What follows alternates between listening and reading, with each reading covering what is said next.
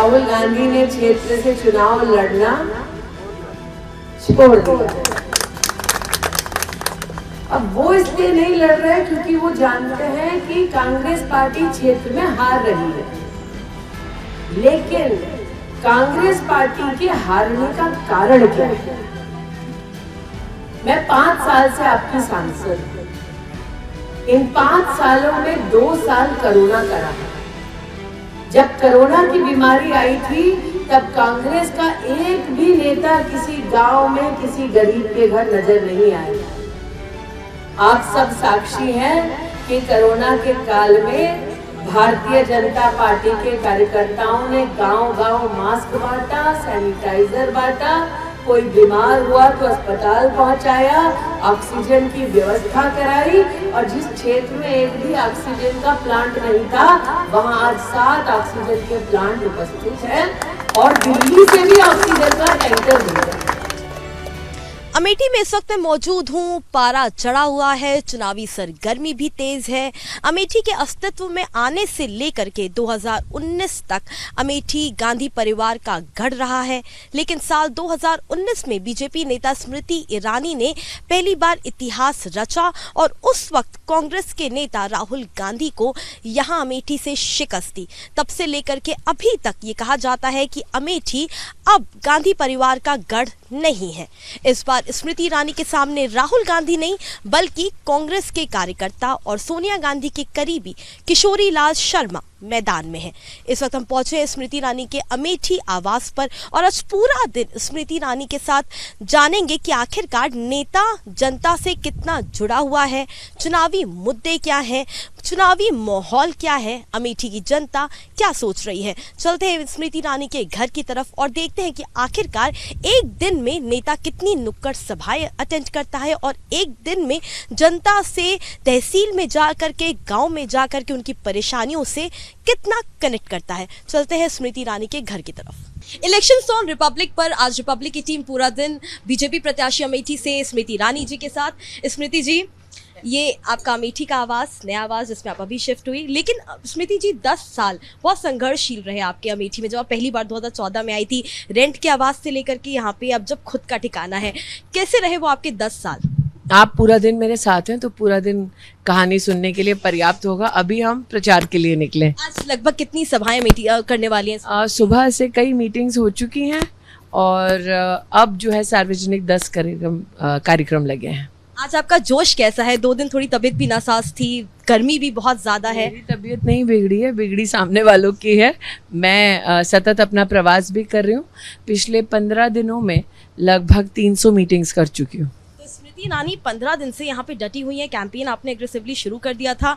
जो आपके सामने मैदान में खड़े हैं उनका पता ही नहीं है, आपको लगता है वो क्लूलेस है, कंफ्यूजन में है? ऐसा लगता है गांधी परिवार का ये सीट छोड़ना इस बात का संकेत है कि उन्होंने पुष्टि कर ली कि यहाँ पर भारतीय जनता पार्टी की जीत होने वाली है।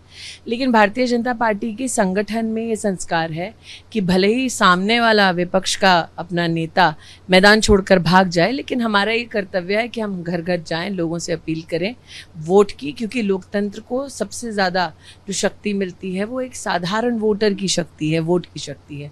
तो हम लोकतंत्र को और सुदृढ़ करने के लिए हर गांव हर घर जा रहे हैं। एक और चलते चलते बस एक आखिरी सवाल स्मृति जी, एक बात बताइए, जब आपने कैंपेन शुरू किया था अपना, तब आपको लगता था कि ये जो किशोरी लाल शर्मा या कोई डमी कैंडिडेट उतार देगा कांग्रेस, एक लगता था कि यहाँ पे कोई मैदान में खड़ा नहीं आपके सामने, आश्वस्त थी अपनी जीत? देखिए, मैं पुनः कहती हूँ, राहुल गांधी और पूरा गांधी परिवार ये सीट नहीं छोड़ता अगर जीतने की थोड़ी सी भी गुंजाइश होती। तो आज मुद्दा ये है कि गांधी परिवार ने सीट छोड़कर घोषणा कर दी है कि भारतीय जनता पार्टी की यहाँ जीत निश्चित है, वरना हारने की एक सीट स्ट्रैटेजी सिर्फ कांग्रेस ही कर सकती होगी। मास्टर स्ट्रोक नहीं, हीट स्ट्रोक है, the heat of BJP catching up. Smriti Irani ji के साथ आज पूरा दिन हम मौजूद रहेंगे उनके कैंपेन ट्रेल पर और लगभग आज 20 से 25 मीटिंग्स है जो स्मृति जी अटेंड करने वाली हैं। चलते स्मृति जी के साथ कैंपेन ट्रेल पर। स्मृति ईरानी जी अमेठी में ताबड़तोड़ कैंपेन कर रही हैं। स्मृति जी, आपने एक नुक्कड़ सभा में कहा जो राम का नहीं वो किसी काम का नहीं। राम के साथ इमोशन भी है, सेंटिमेंट भी है और आप मानती हैं ये मुद्दा भी है और अचानक से कांग्रेस पार्टी इस पर बहुत कुछ बोल भी रही है। ऐसा है कि अपने आप में एक भयावह सच जो है वो आज एक कांग्रेस के नेता ने सबके सामने प्रस्तुत कर दिया कि राहुल जी की मंशा है कि राम मंदिर के निर्माण के हेतु जो वर्डिक्ट आया उस पूरे वर्डिक्ट को वो पलटा देंगे। ये हम सब जानते हैं कि गांधी परिवार विशेषता सनातन धर्म के विरोध में रहता है। ये हम सब जानते हैं कि जब गांधी परिवार के पास केंद्र में सत्ता थी तो उन्होंने ये स्पष्ट कर दिया था अदालत में दस्तावेज प्रस्तुत करके कि उनके दृष्टिकोण से भगवान राम का कोई अस्तित्व नहीं। ये भी सत्य है कि गांधी परिवार एकमात्र ऐसा परिवार है जो पॉलिटिक्स के लिए तो सनातन धर्म के मंदिरों का दरवाज़ा खटखटाता है। इस बार वायनाड में नॉमिनेशन भरते हुए वो पूजा नहीं करते, लेकिन रायबरेली आकर पूजा करते हैं। तो उनकी जो रिलीजियस हिपोक्रेसी है, पॉलिटिकल हिपोक्रेसी है, वो सामने आती है। लेकिन ये सुबह से चलना कि वो राम मंदिर का निर्णय बदलना चाहते थे, उसका खंडन राहुल गांधी द्वारा ना किया जाना अपने आप में आश्चर्यचकित करने वाली बात है। स्मृति जी, आपको एक और बात से अवगत कराऊंगी। आज एक कांग्रेस की नेता है राधिका खेड़ा, उन्होंने बीजेपी ज्वाइन कर ली। उन्होंने क्यों रिजाइन किया? क्योंकि वो अयोध्या में राम लल्ला के दर्शन करने गई, अपने घर में आके उन्होंने झंडा लगाया। बतौर छत्तीसगढ़ के कांग्रेस नेताओं ने उनको कमरे में बंद किया, उनके साथ बदसलूकी की और बदतमीजी की। सुना है कि रायबरेली में छत्तीसगढ़ के वो नेता आ रहे हैं राहुल गांधी को चुनाव लड़वाने जो राम मंदिर के खिलाफ है। तो उन्हें रायबरेली में अब जवाब देना पड़ेगा कि जो राम मंदिर की खिलाफत करते हैं वही राहुल गांधी को चुनाव लड़ाने क्यों आ रहे हैं। स्मृति जी, आप जयराम रमेश, संजय राउत जैसे नेता जब आपको बोलते हैं कि स्मृति ईरानी तो एक राहुल गांधी के कार्यकर्ता से हार जाएंगी, उसको जवाब कैसे देंगे? तो फिर अशोक गहलोत क्यों भेजा? तो स्मृति ईरानी जी अपनी एक नुक्कड़ सभा में पहुंच चुकी हैं, हम इस वक्त उनको फॉलो कर रहे हैं।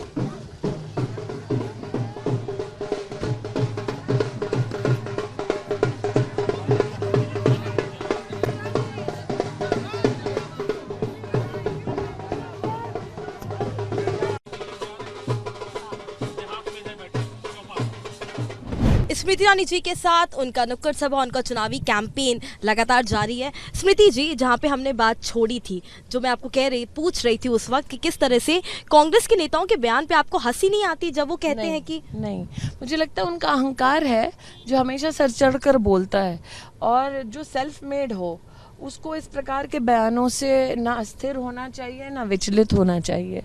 तो इन्होंने तो नरेंद्र मोदी को नहीं छोड़ा, चाय वाला कहकर बार बार अपमानित किया। मैं किस खेत की मूली हूँ? स्मृति जी, आप गुजरात रही, आपको बंगाली बहुत अच्छे से आती है। अब आप जब से अमेठी में, यहाँ की शब्दावली भी आपने बहुत अच्छे से पकड़ी है। जो 5 दशकों में कांग्रेस नहीं कर पाई, यहाँ पे रह करके बतौर क्षेत्रवासी बन करके आपने किया। मेरा ये सौभाग्य है कि क्षेत्र की जनता ने मुझे इतना स्नेह दिया, इतना आशीर्वाद और समर्थन दिया, और अगर मैं उनके मध्य में रहकर उनके जैसे नहीं बोलूँगी तो और कौन बोलेगा। स्मृति ईरानी जी, आप थोड़ी देर पहले राम मंदिर का हम लोग जिक्र कर रहे थे। बार बार आपने हर नुक्कड़ सभा में ये याद दिलाया है कि किस तरह से न्योता वापस करवा दिया कांग्रेस ने, गांधी परिवार ने। उसका असर देखने को मिलेगा, जनता उस सेंटिमेंट को समझ रही है। मेरा ये मानना है कि गांधी परिवार जिस तरह से प्रभु राम के अस्तित्व पर प्रश्न चिन्ह लगाए, गांधी परिवार जिस तरह से राम मंदिर का उन्होंने प्राण प्रतिष्ठा समारोह का निमंत्रण ठुकराया, जिस प्रकार से अभी जो हाल में एक परिवार के बड़े ही निकट कांग्रेसी पूर्व नेता ने कहा कि राम मंदिर के निर्णय को पलटने की साजिश राहुल गांधी रच रहे हैं, तो अब देश में कोई ऐसा है नहीं जो इस बात का विश्वास करे कि राहुल गांधी का या गांधी परिवार का सनातन धर्म के प्रति कोई निष्ठा है। विषय यह है कि राम मंदिर का निर्णय सुप्रीम कोर्ट का निर्णय था, तो क्या गांधी परिवार सुप्रीम कोर्ट के निर्णय को मान्यता नहीं देता? हमारी आस्था के खिलाफ तो वो हैं, ये तो हम सब जानते हैं, लेकिन क्या वो सुप्रीम कोर्ट के खिलाफ भी हैं? इसका जवाब जनता देगी। बिल्कुल, और ऐसा उनको मौका मिलेगा नहीं। राम भक्तों की ही सरकार रहेगी।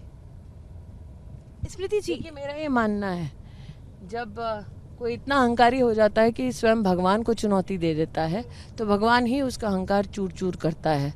तो आज जो कांग्रेस पार्टी की अमेठी में हालत है कि यहाँ से बोरिया बिस्तर परिवार का बन गया, इससे बड़ा शेम उस परिवार के लिए नहीं हो सकता। तो सब कुछ यहीं इसी धरती पर हिसाब होता है, इनका भी हिसाब भगवान यहीं करेंगे। और सिर्फ एंटी हिंदू ही नहीं, आप यहाँ पे अपने मैम, जब आपको हम देखते हैं चुनाव प्रचार करते हुए, तो आप कोरोना टीके की बात करती हैं, आप जो योजना होगा यहाँ पे गौरीगंज में, आपको लोग कह रहे हैं कि जब कांग्रेस का यहाँ पर नेता हुआ करता था तो मिट्टी का तेल का भी घोटाला करते थे। तो जनता खुद बोल रही है, 30 साल पहले कई बीघा ज़मीन भी खरीदी थी, लेकिन आज तक उसमें किसानों के लिए ना कोई कंस्ट्रक्शन हुआ, ना कोई स्किल डेवलपमेंट। गांधी परिवार ने यहाँ पर हर प्रकार की ज़मीनों को ऐंठा है, हर प्रकार की ज़मीनों को सरकारी हो या किसान की हो यहाँ पे हड़पा है। तो देश में तो संपत्ति को बांटने का और रीडिस्ट्रीब्यूट करने की बात करते हैं। अगर इतनी ही उनको चिंता है गरीब की, पहले अपना पोर्टफोलियो ही बांट दें। और वही मैनिफेस्टो को आपने भी बहुत ही इलेक्टोरल बॉन्ड में पैसा मिला है बांट दीजिए पूरे देश में। जितने उनकी अपनी संपत्ति है, बिना नौकरी किए करोड़ों की गाड़ियों में घूमते हैं, हेलीकॉप्टर में घूमते हैं, हवाई जहाज में घूमते हैं, बांट दें वो पैसा। क्यों नहीं बांटा आज तक? और चुनाव में बात करते हैं कि बीजेपी संविधान बदल देगी। भाई, जिन्होंने आज राम मंदिर के निर्णय को चुनौती दे दी, क्या वो एक संवैधानिक प्रक्रिया को चुनौती नहीं देना है? जिन्होंने ओबीसी के आरक्षण में कर्नाटक में सेंध लगा दी, क्या वो संविधान का हनन नहीं है? किसने इमरजेंसी लगाई थी इस देश में? गांधी खानदान ने ना। तो जो इमरजेंसी लगाते हैं, ओबीसी के आरक्षण को छीनते हैं और सुप्रीम कोर्ट के डिसीजन को जैसा जी चाहे पलट देते हैं, ऐसी बातें करते हैं, जो ऑर्डिनेंस फाड़ देते हैं, वो संविधान बचाने और लोकतंत्र बचाने का दोगलापन क्यों करते हैं? मुद्दाहीन है, इसीलिए भ्रमित कर रहे हैं स्मृति जी। मुद्दाहीन है, बुद्धिहीन है, दोनों। एक और बात, रिजर्वेशन को लेकर के राहुल गांधी कह रहे हैं कि हमारी सरकार आ गई तो 50% रिजर्वेशन कैप हम हटा देंगे। ऐसा है, मैंने कहा ना, संविधान के खच्चे उड़ाने का काम राहुल गांधी करेंगे। उनको बार बार प्रधानमंत्री जी ने कहा कि तुम लिखकर देश को आश्वस्त करो, सबके सामने कहो कि तुम धर्म के आधार पर नहीं करोगे आरक्षण, मुसलमानों को आरक्षण नहीं दोगे, जो अधिकार पिछड़ों का है, दलितों का है। अभी तक स्पष्टीकरण क्यों नहीं दिया राहुल गांधी ने? स्मृति ईरानी जी जो कि लगातार कैंपेन कर रही हैं। स्मृति ईरानी जी अपनी 6वीं सभा में पहुंच चुकी हैं, 6वीं नुक्कड़ सभा है ये पूरे दिन की लगातार, और स्मृति ईरानी जी के साथ रिपब्लिक का ये कैंपेन ट्रेल भी जारी है।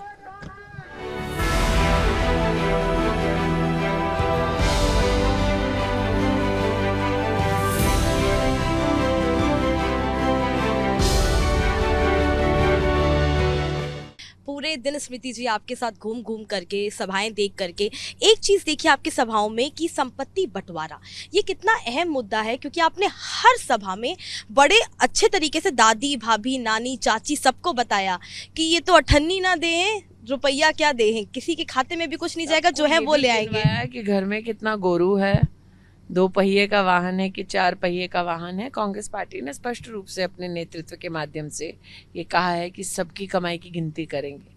तो निश्चित रूप से, क्योंकि अमेठी की जनता भुक्तभोगी है, देखी है कांग्रेस पार्टी और विशेष गांधी परिवार ने कहाँ कहाँ कितनों की ज़मीनें लूटी हैं, तो उनके मन में ये शंका तो निश्चित रूप से है कि ये संपत्ति के बंटवारे का और सभी की कमाई की गिनती की आजकल कांग्रेस पार्टी क्यों चर्चा कर रही है। कांग्रेस पार्टी अपने मैनिफेस्टो की वजह से पूरी तरह से बैकफुट पे आ गई है और बीजेपी इस को मुद्दा भी बना रही है। ये चुनाव पे कितना असर डालेगा? कांग्रेस पार्टी का मैनिफेस्टो अगर आप पढ़ें, उसमें एक विचित्र चीज़ और लिखी है कि वो टेंडर भी धर्म के नाम पर करेंगे। मतलब अगर आप कोई सड़क भी बनाए तो उस पहले धर्म देखो, फिर उसको सड़क बनाने का काम दो। तो ना सिर्फ ये तुष्टीकरण वाला मैनिफेस्टो है, बल्कि एक मैनिफेस्टो ऐसा जो पहले से ही इस बात की घोषणा कर रहा है कि कांग्रेस का मैनिफेस्टो घोटाले का मैनिफेस्टो है। पोलराइजेशन की बहुत कोशिश हो रही है और कांग्रेस द्वारा एक फियर साइकोसिस भी स्मृति जी क्रिएट किया जा रहा है। वो बार बार ये बोलते हैं कि भाजपा मुस्लिम विरोधी है, मुस्लिम विरोधी हो। ये एक बड़ा ब्लो आउट होगा कांग्रेस के लिए। कांग्रेस विरोधी है और कांग्रेस राष्ट्र विरोधी है। इस चुनाव में स्मृति जी हमने वोट जिहाद से लेकर के पाकिस्तान की एंट्री तक देख ली। ये कितना नुकसानदेह होने वाला है इलेक्शन? देखिए, पूरे चुनाव में पहली बार ऐसा हुआ कि पाकिस्तान के मंत्रियों ने और पाकिस्तान के नेताओं ने राहुल जी का समर्थन किया। यहाँ तक कि अमेठी लोकसभा क्षेत्र भी कौन जीते इसमें पाकिस्तान रुचि ले रहा है, लेकिन तब से लेकर अब तक राहुल जी ने इसका खंडन नहीं किया है। तो ये अपने आप में बतलाता है कि 2019 के चुनाव में मणिशंकर अय्यर स्वयं गए थे पाकिस्तान में गुहार लगाने के लिए कि आकर हिंदुस्तान के चुनाव में दखलंदाजी की जाए।